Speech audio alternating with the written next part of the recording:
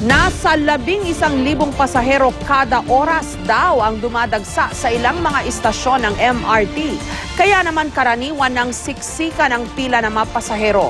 Pagtitiyak naman ang pamunuan ng MRT, gagaan na ang biyahe ng tren dahil malapit nang dumating ang mga bagong bagon.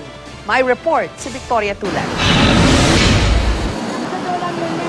Alas 6:30 ng umaga kanina, hindi lang traffic ng mga sasakyan ang nasa kalsada, kundi pati na rin mga pasahero ng MRT na nagtitiis sa animoy bumper-to-bumper na pila. Perwisyo ma'am. Sobra perwisyo. Kaya ewan ko. Dapat yan ma'am, dagdagan pa eh. Madagdagan yung tren. Tirik na't lahat ang araw pero hindi pa rin natuldukan ang pila sa ilan pang istasyon. Sa North Avenue, Quezon Avenue at GMA Kamuning, naglagay na ng tolda ang pamunuan ng MRT, maibsan lang ng kaunti ang kalbaryo ng mga naghihintay ng tren. Pasado alas 12 ng tanghali kahapon, sumabay sa init ng panahon ang pagpupuyos ng ilang pasahero dahil sa malasardinas na siksikan ng mga tao.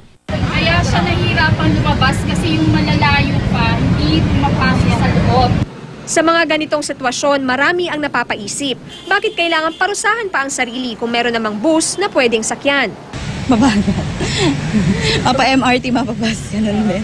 May pila. Pag yung bus po papunta pong yung iikot po papuntang Ayala, matagal din po yun. So ngayon titingnan natin kung ano nga ba yung mas mabilis na mode of transportation kapag ganitong rush hour. Kung MRT o kung bus. Kasama natin yung segment producer natin na si Patty. Si Patty, sasakay siya ng bus at ako naman ay sasakay ng MRT. Bago mag-alas 7:30, nagsimula akong pumila sa North Avenue Station. Swerteng nakakuha ako ng ticket matapos lang ng 15 minuto. 8:50 ng umaga, narating namin ang Ayala. Inabot tayo ng 50 minutes bago nakarating dito sa Ayala Avenue. Nauna lang tayo ng 15 minuto kila Patty, na inabot naman ng 1 oras at 5 minuto. Pero kahit mas mabilis ang sinakyan naming tren, magaan din ang biyahe ni Patty dahil walang siksikan ng mga pasahero kahit rush hour. Para sa ilan naming nakausap, mas mainam na ngayong sumakay ng bus kesa sa tren. Mas pinipili ko siya kaysa sa MRT. Kasi madalas na masira yung MRT ngayon eh. On a daily basis, ang tumatakbo natin tren ay 18 to 20 trains on a daily basis. Kaninang umaga, meron tayong total of 24 trains. Pero kung mas maraming tren ang ginamit kanina, bakit humaba pa rin ng ganito ang pila? Mahigit kalahating milyong pasahero ang sumasakay ng tren araw-araw. Sa bawat istasyon, 11,000 pasahero ang dumadagsa, kaya hindi talaga kakayanin ng terminal. Ang numero 1 pangamba ng marami, stampede.